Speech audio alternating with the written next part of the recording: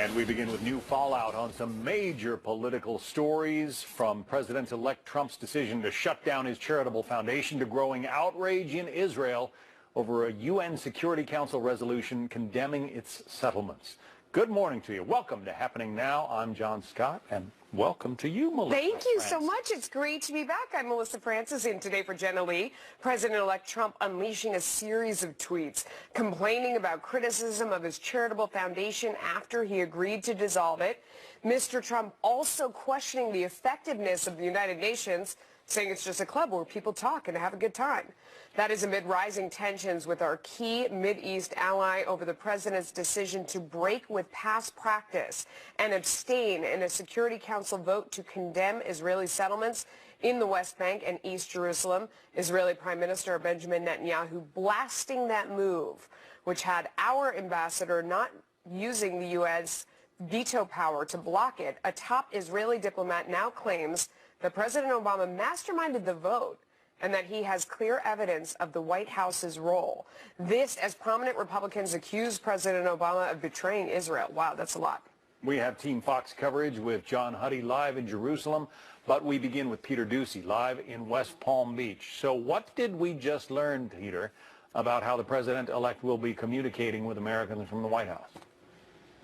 That the president-elect is going to keep signing into Twitter even after he is sworn in as president, John. The incoming press secretary, Sean Spicer, just told a Rhode Island affiliate, WPRI, that we should expect to see Mr. Trump expressing his thoughts 140 characters at a time, even after January 20th. Mr. Trump has been busy from Mar-a-Lago on the social network targeting President Obama and the United Nations. As for his predecessor, Mr. Trump doesn't think Mr. Obama should be claiming hypothetical victory of a third term. Tweeting this, President Obama said, "He thinks you would have won against me. He should say that, but I say no way. Jobs leaving, ISIS, OCAIR, etc." The president-elect is also expressing frustration about that anti-Israel resolution that the United States sat by and let pass. With another tweet, he says this: "The United Nations has such great potential, but right now it is just a club for people to get together, talk, and have a good time. So sad." And there is apparently a lot more where that came from on Twitter for the next 4 to 8 years. John. There's also a new appointment, key national security role been filled. Who's in the job there, Peter?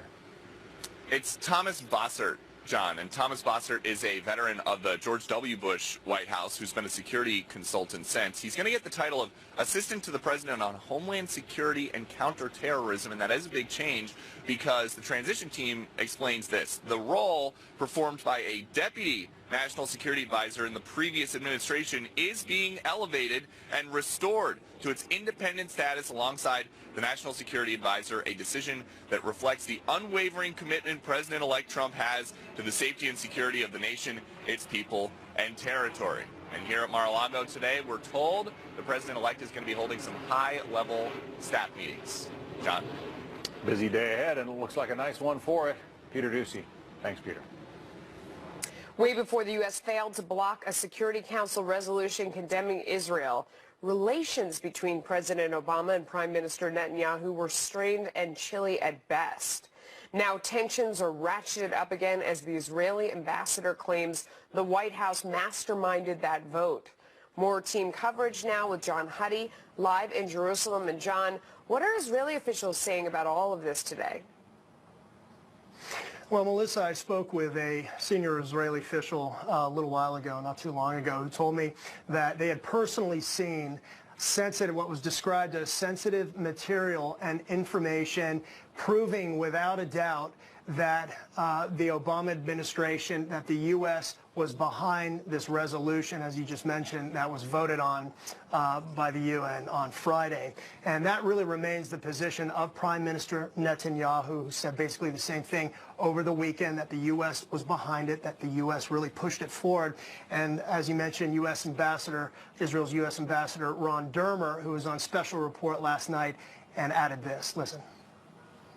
We have that evidence, and as I said earlier, we're going to present it to the new administration, and if they choose to share it with the American people, that'll be their choice.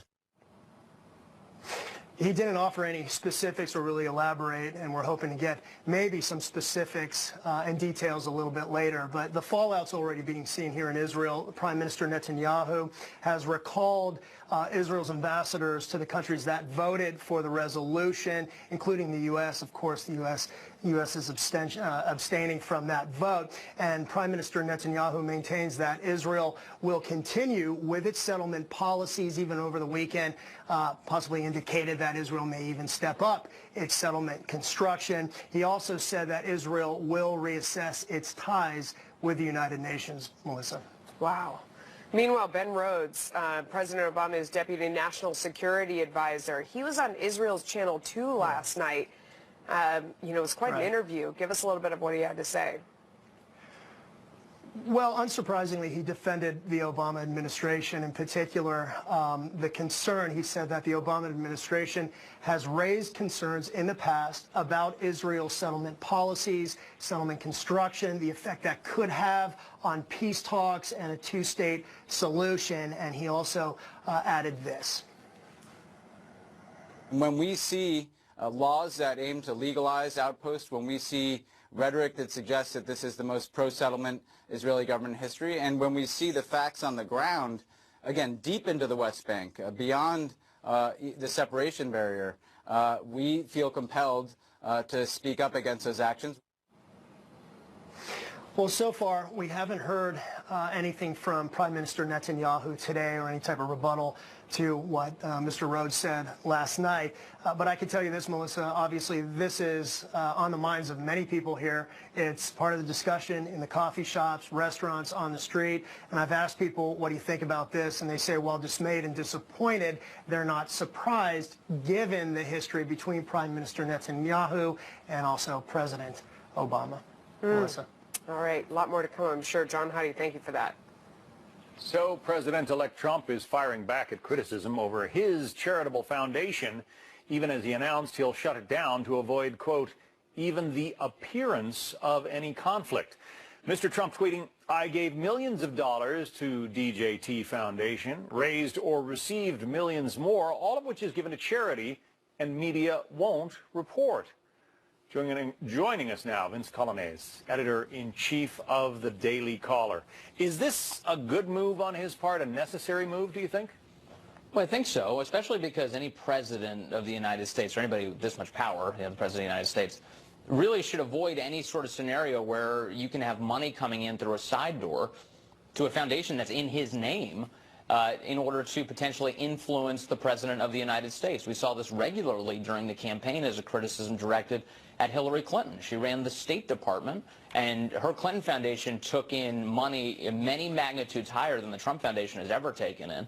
And there were many, many allegations that people were paying to play within the Obama administration. I mean, we could just look at one example. Hundreds of times Clinton Foundation donors were given seats at White House state dinners. So there are very clear intersections between the government and that charity. And I think Donald Trump is looking to avoid getting into any sort of similar trap by having a foundation open while he's president. But he's not legally allowed to fully dissolve the thing yet, is he? Well, that's what they're saying. The lawyers are looking at this and suggesting that he can't legally fully dissolve it. But what he can do is the pragmatic thing, which is to essentially shutter it, decide like, hey, it's closed for business, I'm not going to be doing anything else with it, and all of those decisions he can make right away. The actual legal process of dissolving it is a technicality that he may have to wait for, but for now, he can stop using the foundation as a charitable vehicle at all. So this will avoid some of the accusations that dogged Hillary Clinton, especially during her White House campaign run, that she was making the Clinton Foundation open to people who may have wanted to curry favors with the Obama White House. Right, and in U.S. election law, foreigners, for instance, can't give money to candidates. But the massive loophole that existed with Hillary Clinton is that she had this foundation, which was worth hundreds of millions of dollars, taking money from foreign governments, from foreign people, from just individuals who were hoping to buy influence. Many of the John Podesta emails suggested that there was certainly influence peddling going on. So this all while she was in one of the most powerful positions in the country as Secretary of State. So this is really, I think, a good opportunity for Donald Trump to close off what would be a massive side door for purchasing influence and say, I'm not going to allow that. Well, you know, he mentioned last week, I think it was, the fact that she raised so much and spent so much more money during the election than he did, and he still won the office. A lot of those wealthy donors probably expected something in return from a Clinton White House. He doesn't have that litany of big money donors supporting his candidacy. Oh, that's right. I mean, normally after an election like this with so many big donors, you start selling off the nicest ambassadorships to the donors that you like. And we're not seeing that as much with Donald Trump, mostly because there aren't many wealthy donors to speak of. Truly, in a lot of ways, this was a grassroots campaign in terms of fundraising. Also, he didn't, as you mentioned, spend anywhere near the amount that she spent, mostly by diverting away from traditional forms of television advertising, things like that, and focusing on, you know, simple fundraising and micro-targeting and being able to get right in front of the people that they wanted to get in front of. They were an efficient campaign, and in retrospect, looked very smart with spending a little bit of money to get a lot of gain, which is, you know, to win the White House. At the same time, Democrats have been very critical of the Donald J. Trump Foundation, and even the Attorney General of the state of New York is investigating how it raised and spent its money. Do you think that that criticism and maybe that investigation goes away as a result of the president-elect's decision to close the thing? Well, I think one of the reasons we even know the technicalities that he can't quite dissolve it right away is because it's under investigation. And I don't think the fervor with which Democrats have been treating Donald Trump, which is to say, always looking for lines of attack, is going to diminish. I mean, Democrats clearly, and especially in this case, are going to be using any sort of handhold they can to suggest that Donald Trump isn't a good faith actor, that he's a con man, that he's something less than a moral president. And by attacking the Trump Foundation, I think they have a handhold, and I think that will continue, whether or not it continues to exist in any meaningful sense. Vince Coglianese, editor-in-chief at the Daily Caller. Vince, thanks. Thank you. Wall Street could break another record today as the Dow inches closer to the 20,000 mark. Coming up, we have a live report from the New York Stock Exchange on what could be the tipping point. And a blizzard closing roads and airports in the country's midsection, where that snow could be heading next.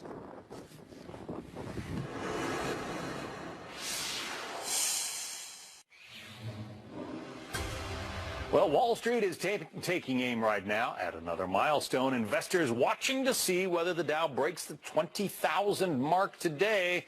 Pretty close, 19,961 right now. Fox Business Network's Nicole Petalides live at the New York Stock Exchange with a look at the possibilities. Good morning to you all, sunny and yellow. Good morning, right? Maybe we would have had some sunshine here on the market, but not exactly. It seems like we're so close because we are just less than 40 points away as we speak. However, we got within 20 points, and one trader actually used the phrase, Dow 20,000 is just toying with us. I mean, everybody is just waiting for it. Let me tell you what the traders are saying, the chatter here on the floor as you come in here this Monday morning, waiting for Dow 20,000 again. First of all, the optimism continues. We've had 7 weeks of gains for the Dow. Trump's policies are business-friendly, job-friendly, better tax rates. So they do think the optimism is there. Also that we will hit 20,000 in the near term. Will it be today? Will it be by the end of the year? Maybe in the new year. I say that carefully, but we are going to hit 20,000. Also, we've seen the bank stocks soaring 20-30% since the election, and it is a headline-driven market. Here are the leaders in the Dow since we hit 19,000. We hit 19,000 November 22nd. And now we're almost at 20,000. Here are your best performers, and you can see there are a lot of banks. Goldman Sachs, for example, up 14%. That added over 200 Dow points. JP Morgan, Travelers, Boeing, United Health. Here's my last point that I want to bring to you, and that is the speed in which we're getting from 19,000 to 20,000. Do you know, it took 2 years to get from 18,000 to 19,000. And now it's 23 sessions, and we could beat out 1999 because they hit that milestone 24 sessions. So, John, we'll see whether or not we can break a few records here today, and that would be Dow 20,000 on the mark, and that would be huge. And then the speediness in which we see it, which would be 23 sessions from 19,000 to 24,000 to 20,000. So we'll see if we can do that. I will note for the people who follow the NASDAQ hit 5,500 for the very first time today, and that in itself is a big deal. Big numbers are breaking out all over. Good for the 401ks, IRAs. We like Give us a shout if it hits that 20,000 mark. We'll get you back on TV. Thanks, Nicole. A major winter storm leaving thousands without power in the northern plains. Whiteout conditions closing airports in North Dakota and causing flight delays at many others. Now the snow is moving east. Janice Dean is live in the Fox Weather Center to tell us which parts of the country could see severe weather. Janice, it is that time of year, right? Absolutely. And that storm, thankfully, that brought, close to 2 feet of snow across the Dakotas is weakening and now pushing across the East Coast. You can see the warm air ahead of this. I mean, it's 56 right now in New York City, 20 in Minneapolis, so cold air behind it. And we've got a new storm we're going to be watching later this week. But look at the 24-hour temperature change, right? From this time yesterday, 19 degrees warmer, 32 degrees warmer in Caribou, Maine, but that cold air is on the way. And then we've got warm air moving into the northwest. Now, last 24 hours, you see that showery activity pushing across the southeast. Little wintry mix for northern New England. Our next storm system on the heels of that pushing into the west, then across the Great Lakes. And we could be dealing with a nor'easter later on this week, Thursday, Friday. Little too warm, though. It's going to be mainly a coastal rain event. Interior sections, though, could get a big blockbuster storm Thursday into Friday. So watching this very carefully. But New York, enjoy the warm temps. 58 is your daytime high, and then we'll get more seasonal throughout the work week. Back to you, Melissa. All right, talk to me about New Year's. That's what people care about. What's it looking like? Here it is. I don't like to forecast too far in advance. We're forcing you. The temperature not too bad. Okay, it's been much colder than 38 degrees at midnight. We could see some showers late in the game. I think we'll probably be okay at midnight for Kimberly and Eric Bowling, who are going to be out there, enjoying the celebration. So I'll try to keep that rain away from Kimberly's beautiful hairdo. But there's your midnight forecast. What about Eric's beautiful hairdo? Eric's hair doesn't count for anything? He's got a lot of hair. It's pretty nice hair. You don't want to get it wet. You're absolutely right. I will keep the hair away from the hairdos from both Eric and Kimberly. Rest of the cities look pretty good. Phoenix, you could see a few showers later on. Looking good in Baltimore, in Milwaukee, and Pittsburgh. And looks like we could see some rain in Minneapolis and maybe Seattle, but not too bad. I don't see any places on the map that are really, really, really cold, and it doesn't look like we're going to have a big winter storm or anything in some of the big cities, including New York City. You're a good sport, Janice Dean, for going that far out. I know you don't like to do that. We appreciate the preview. I will refine the forecast. Thank you. Refine. Absolutely. Thank you. Janice Dean, the weather machine. We love it. John. And that wet confetti. Oh, it's no not good for no good. No. Investigators are trying to learn what caused a Russian military jet carrying 92 people to crash into the sea just after takeoff. Our next guest gives us his take as divers recover at least one of the black boxes. Plus, Congress making big plans to revamp our tax system, how it would affect workers at every income level, and your bottom line.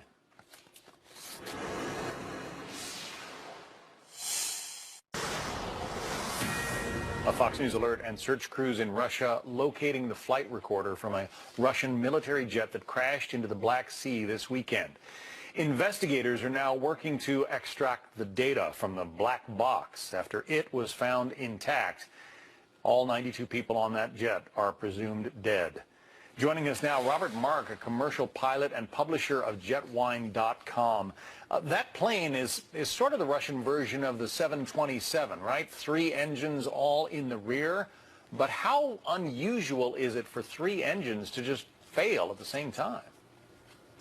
3 engines to go out at the same time within, 60, 80 seconds after takeoff is incredibly unusual. I mean, that means that it's probably going to turn out to be something like the fuel something that would have affected all 3 engines at the same time. They are suggesting, as I understand from Russian media, they're suggesting that this was not terrorism. Can you rule that out that quickly? I don't know how they could possibly do that. I think it's way too early, but what we do know is that the airplane wasn't very high in the air, maybe 1,000 feet, John. I mean, and 1,000 feet when something happens, you don't have a whole lot of time, and they were out over the water, and they didn't have a Sully event. Yeah. I mean, it potentially could have happened the same way if the pilots had been able to pull off the kind of miracle on the Hudson landing that he pulled off if they could have done that on the Black Sea. Why do you suppose that wasn't apparently possible in this case? Well, the one thing that I haven't been able to verify yet is whether this happened in daylight or in the dark.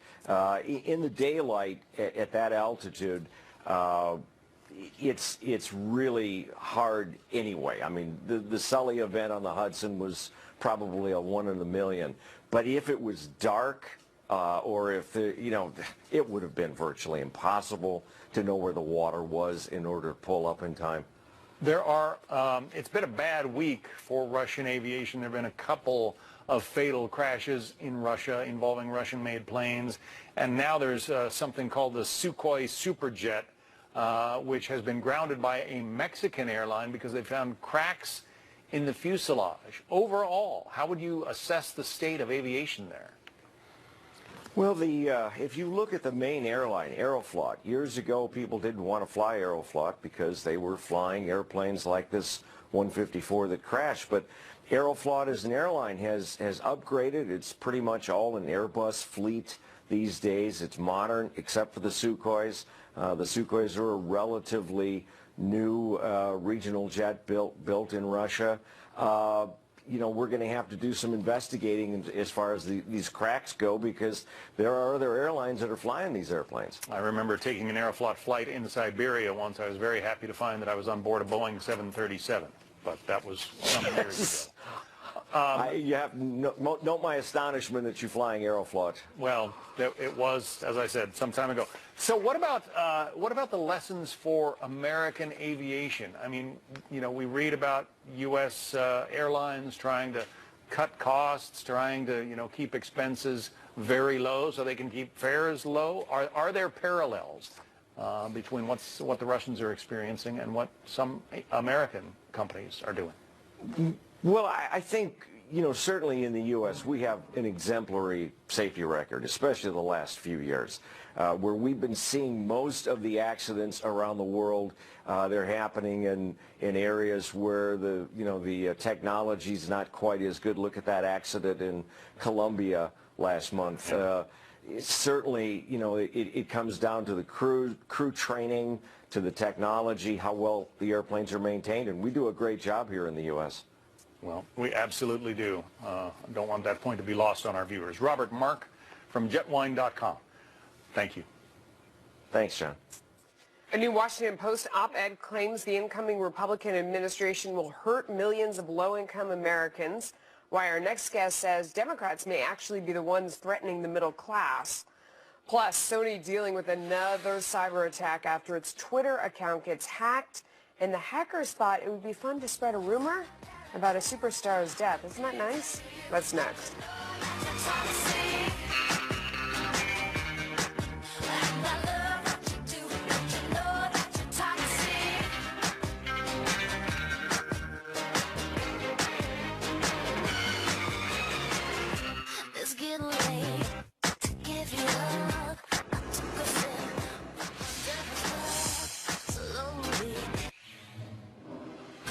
Right now, it looks like hackers have cracked the code to Sony's Twitter account, spreading the fake news that Britney Spears had died.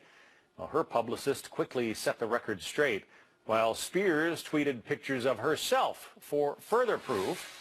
William Lajeunesse live in Los Angeles with more. How did this happen, William, and why Sony? I wish I knew, but, considering how much Sony had spent on cybersecurity, John, after that embarrassing attack by North Korea about a year ago, I think we can assume someone there is probably in trouble. So this time it was Sony Music, not Sony Pictures, that got hacked. But the result is the same. When yesterday around 8 a.m., the official Sony Music site said Britney Spears had died. Rest in peace at Britney Spears, followed by a frown-faced, teary-eyed emoji and the hashtag RIP Britney.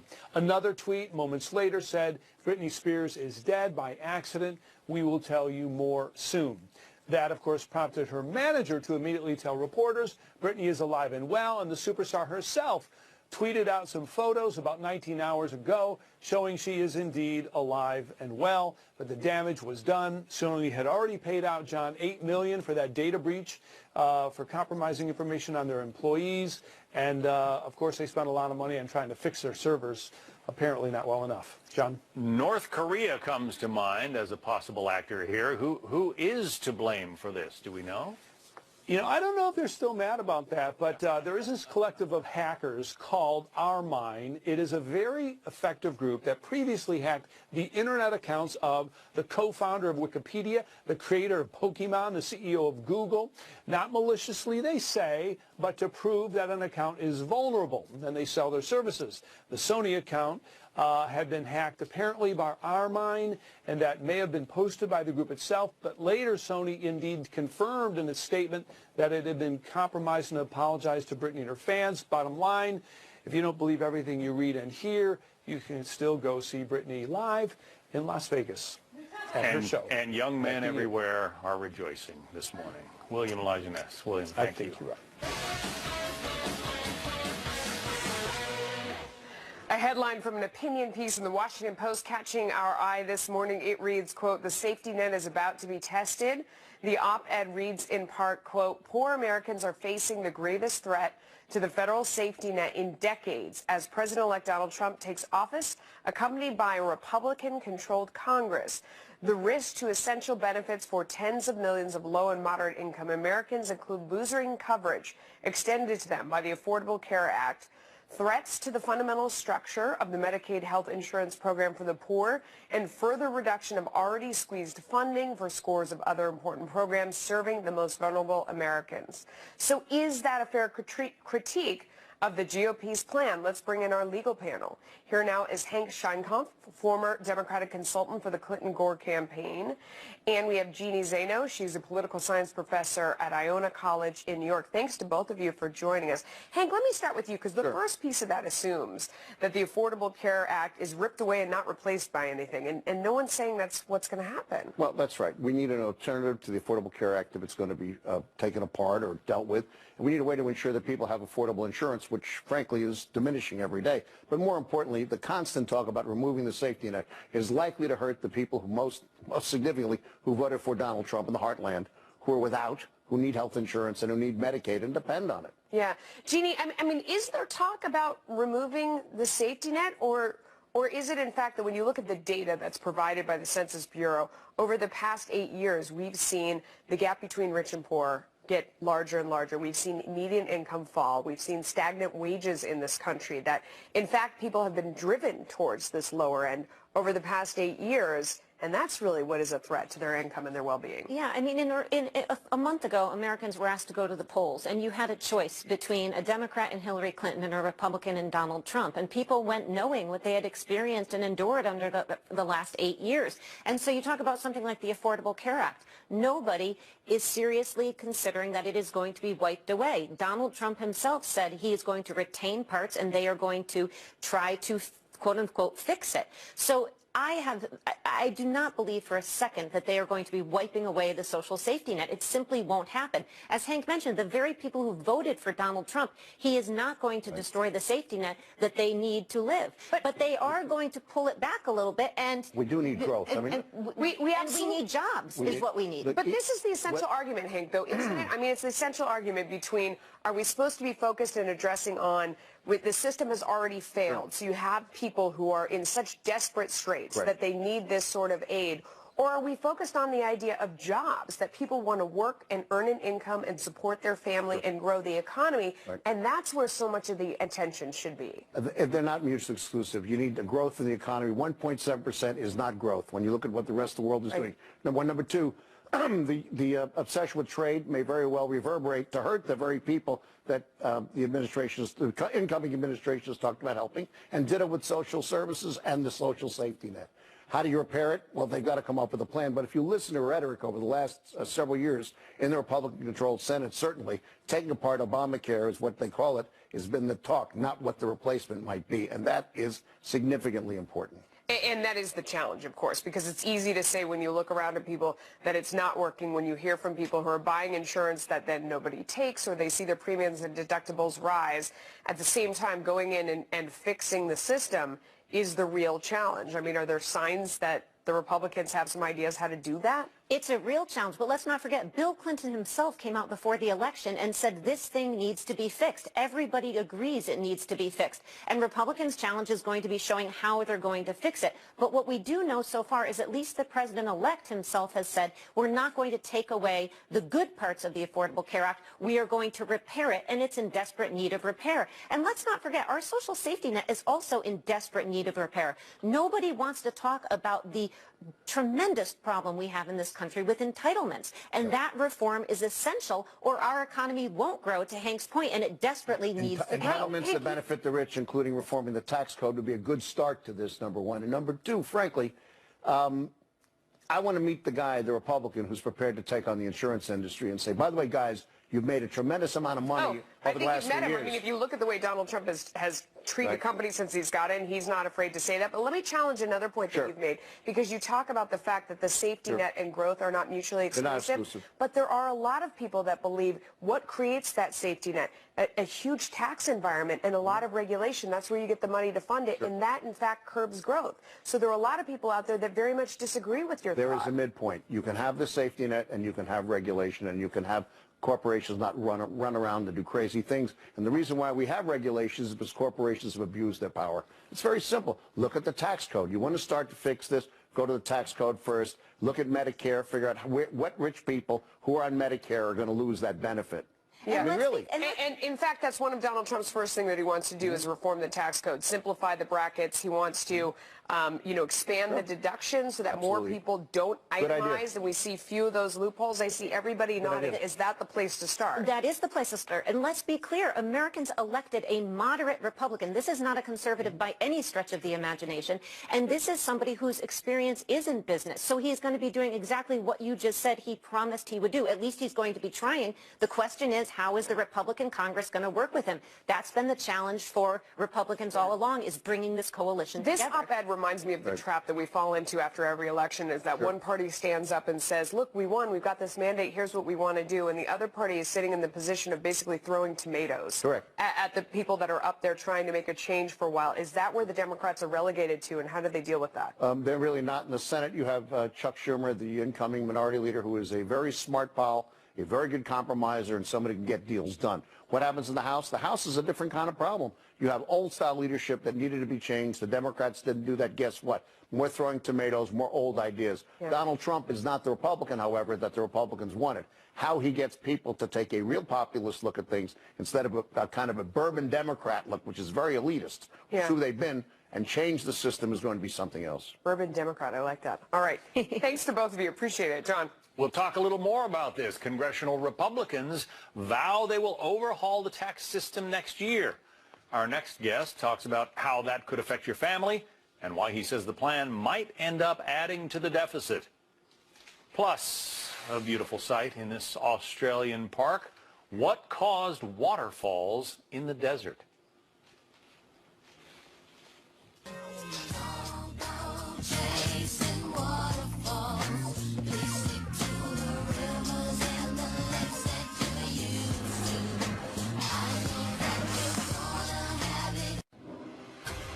Right now, a powerful rainstorm in Australia causing flash floods, closing the park where tourists come from all over the world to see the Ayers Rock landmark.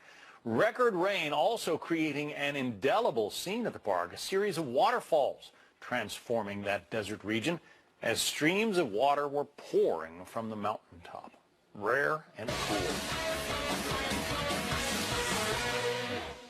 So Republicans in Congress hoping to overhaul the tax system next year. It is a move that would affect Americans at every income level and businesses big and small. Lawmakers haven't revamped the tax code in 30 years. How is that possible? House and Senate leaders promising new tax package will not add to the budget deficit.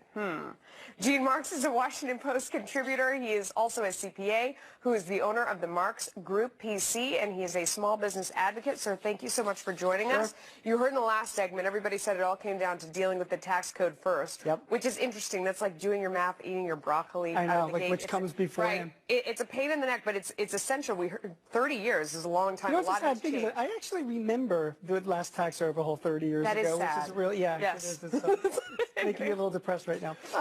Individual rates will go down. That's one thing that you're saying out of the gate, and a lot of people thinking about that as we come to the end of the year here. To 3 brackets, maxing out at 33%, corporate rates will go down. What does that mean? So what that means is, first of all, none of this is decided. We don't know for sure if this is going to happen, right? But there's a lot of agreement in D.C. about this happening this year. And as a CPA, we're advising our clients to expect lower taxes next year. You're going to have lower taxes, and I'm going to have lower taxes next year. Right now, the top tax rate individually is 39.6%. So there is agreement between both Trump's plan and Ryan's plan as well, Paul Ryan in the House, to bring it down to a top rate of 33% for individuals, which is really great news. There was a, sort of a, well, I guess it's not a myth because it's true, but there were people talking about the fact that some people's taxes could go up in the new year. That would be a result of anticipating making more money. Yeah. So you could pay more tax, but net, you will have more money to take home because that's built on the idea that the income is growing. They're also talking about the standard deduction increasing significantly. And for some people, they might say, well, wait a second, that sounds like we're giving everyone a free holiday, but that's about eliminating a lot of the loopholes or trying to get people to skip them, right? Sure. I mean, the whole, the whole hope is that we get all of our tax returns done onto a postcard. Remember you heard that promise being made? And again, as a CPA, I don't think I'd want that because that would really limit my work. But the standard deduction is something that we have the option of taking as opposed to itemizing our deductions. It's $6,300 for an individual, $12,600 for married couples.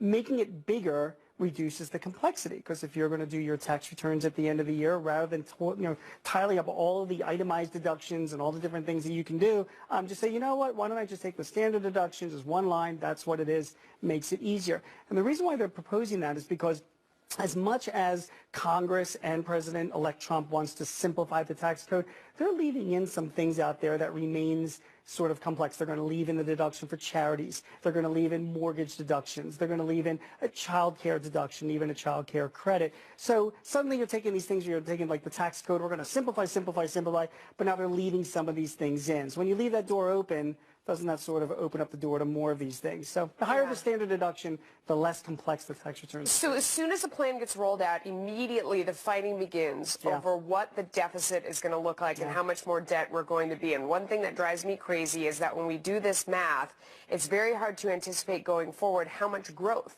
is going to be created as a result of lower taxes. We talk about static versus dynamic accounting, which means, like, are you assuming the economy is going to grow by so much? Are you assuming the economy is going to be the same? This is where a lot of the fight comes down to. We don't really know the truth until it happens. And don't you find the same way? I mean, look, it's part of your job. You interview economists and people that are experts in this topic, and you can get 10 people in one room saying, well, if we make these assumptions, this is going to happen. Another 10 people are going to have the exact opposite view.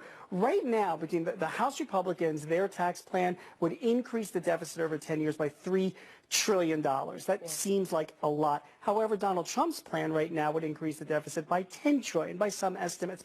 Those are enormous numbers, particularly when our national debt right now is working on $20 trillion. Is that a good number? Is that a bad number? Is that manageable? There are some economists that say, listen, national debt is like your mortgage. If we can have maintenance on it, if the economy is growing and we can make the payments on it, it's okay to have big numbers. You'll have economists that disagree entirely.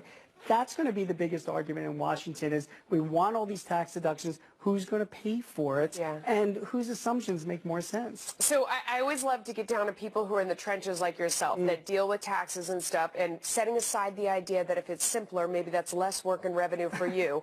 What's your gut reaction? I don't think it will be simpler. I don't think that it will be any less work for me. I think that as human beings, we tend to make things more complex just to justify our own existence. So we'll start from one place like we did 30 years ago. Look what's happened in the past 30 years. The code has gotten more and more complex. There are too many special interests out there, Melissa, that are going to be arguing for their rights, their deductions, their credits, their incentives. So you're never going to have that sort of postcard tax return. It's always going to grow in simplicity. But I will tell you this much, taxes will go down next year. Whether or not we believe how it's going to be funded or not, we will be paying less taxes next year, and let's hope that that actually contributes to growth. Let's hope that means growth, because when people have more money in their pocket, they feel better, they spend more, businesses invest. Maybe we'll see this economy take off. Thank you for your expertise. You got it. Thanks for having me on. Appreciate it. John. Well, it propelled us into World War II, and we just marked 75 years to the day since the attack on Pearl Harbor. Today, the Prime Minister of Japan makes a historic visit to that scene. touring the memorial to the victims with President Obama. We're live with that story. December 7th, 1941, a date which will live in infamy.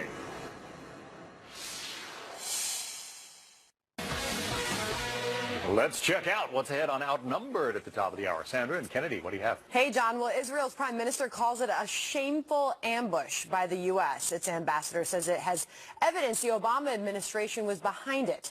What our historic move at the UN means for relations with our closest Mideast ally.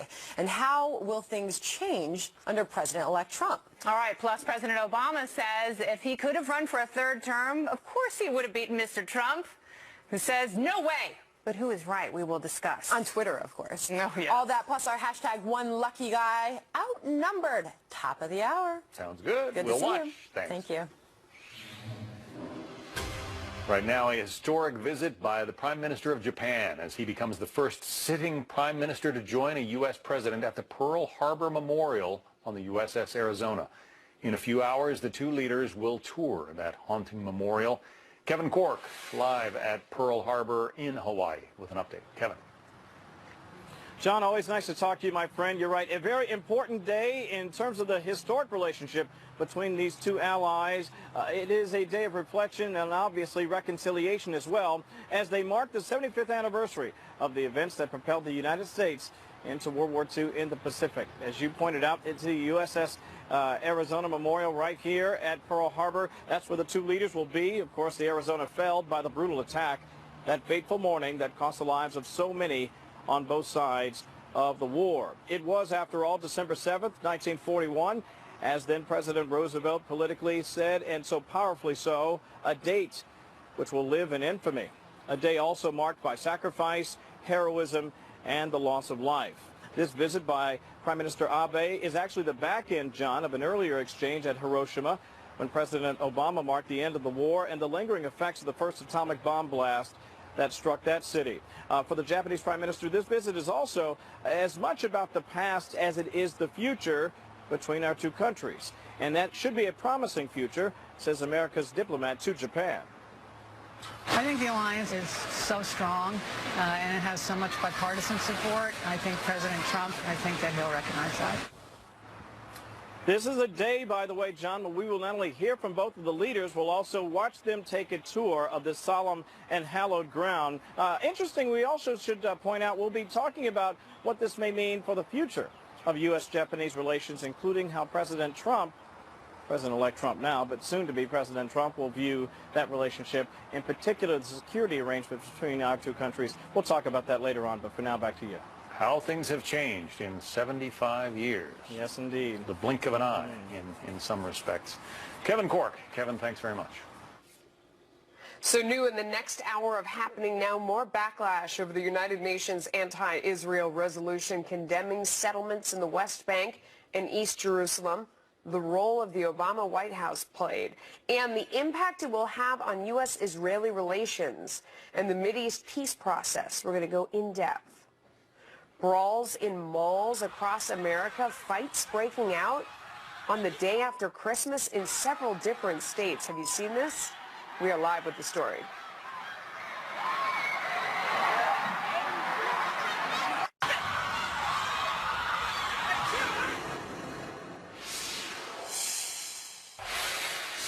I'm not ready to say goodbye to 2016. It's been a good year. It has been a good year. I really enjoyed it. You know, I've got a great idea. Why don't we come back in an hour? We'll do another hour of this. All We've right. still got some time before New Year's Eve. I've enjoyed having you here today, and I'll look forward to the second hour, okay? All right. So see you back here then. Outnumbered starts right now.